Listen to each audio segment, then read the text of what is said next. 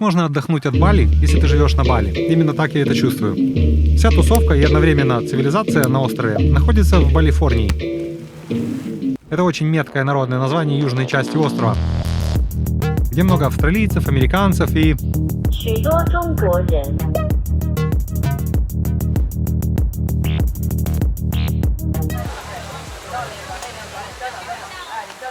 Отдохнуть от всего этого великолепия пока что можно в северо-восточной части Бали. Ехать сюда можно и общественным транспортом, как говорят. Но лучше не стоит, здесь с ним все очень плохо. Мы ехали с Букита, но маршрут, который предложит вам Google, лучше подвинуть чуть правее. Там дорога будет получше. Шумную часть Денпасара, столицы Бали, мы можем проехать по платной дороге. Что примечательно, тут даже есть выделенная полоса для мототранспорта, на которой даже свой выделенный скоростной режим. Рассчитаться наличкой за проезд по такой дороге нельзя. Для этого есть специальные карточки. Проезд в одну сторону стоит 4500 местных денег. На самом деле вы можете просто дождаться человека, который едет за вами. Сейчас в Киеве, сидя на карантине, я еще больше скучаю по этим дорогам. Ну и пока мы едем, расскажу немного о месте. Амет, если правильно, это кусок прибрежной полосы на северо-востоке Бали. Суммарно это примерно от 7 до 10 рыбацких деревень, которые идут одна за другой вдоль побережья. Живут там за счет рыбалки и выпаривания соли, ну и уже немножко за счет туризма. Но, например, асфальт тут появился только в 2007 году. Соответственно, туристическая инфраструктура здесь очень сильно отстала от южной части Бали. Высоким сезоном здесь принято считать июль-август. В этот период могут быть вопросы с поиском дешевого жилья. В остальное время тут пустынно, да и местные еще не так разбалованы туристами, как в другой части острова. Тут пока еще не пытаются с вас брать деньги на каждом шагу. Соответственно, тут и спокойнее, и дешевле.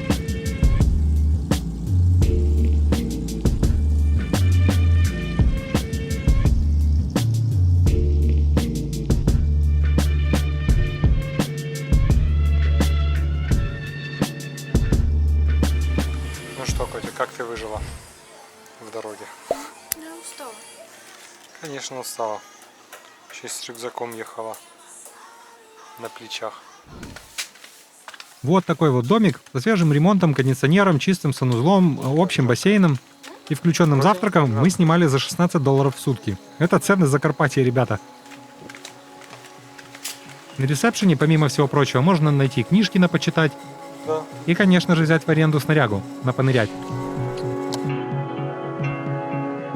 Главная фишка Амеда на самом деле не в тишине, а в том, что тут нет песчаных пляжей и практически не бывает волн. А это, в свою очередь, значит, что тут кристально чистая вода.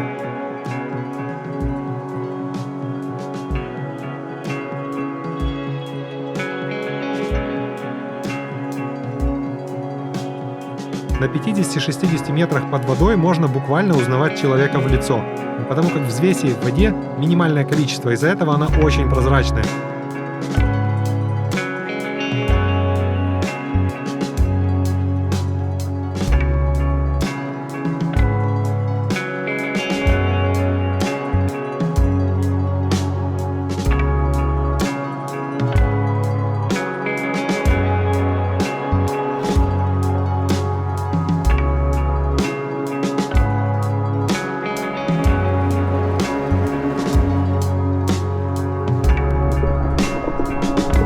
Кусочек того же здания арендует пара милейших французов, которые с удовольствием научат вас погружаться с аквалангом.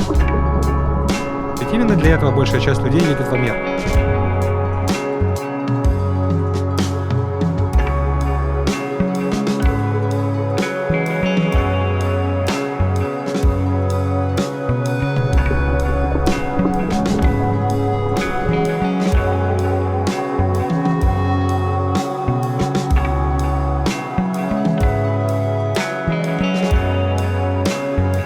Мы приехали на 2 ночи на тишину и сноркелинг, но об этом будет следующее видео. Над водой вы можете разве что прогуляться по тропам в джунглях, покататься на квадроцикле или попробовать подняться на Агунг. Это самый большой вулкан и одновременно главная святыня острова. Но для неподготовленного человека это не так, чтобы сильно просто. И не так, чтобы сильно безопасно. Например, через 2 дня после съемок этого видео было небольшое извержение. и кусочки лавы летели в пределах 3 километров от центра вулкана. Не так, чтобы это что-то грандиозное, но находиться на склоне точно не стоило бы. А еще, в отличие от большей части острова, основная дорога тут идет вдоль океана. И над всеми этими пейзажами возвышается вулкан. В закате это особенно красиво.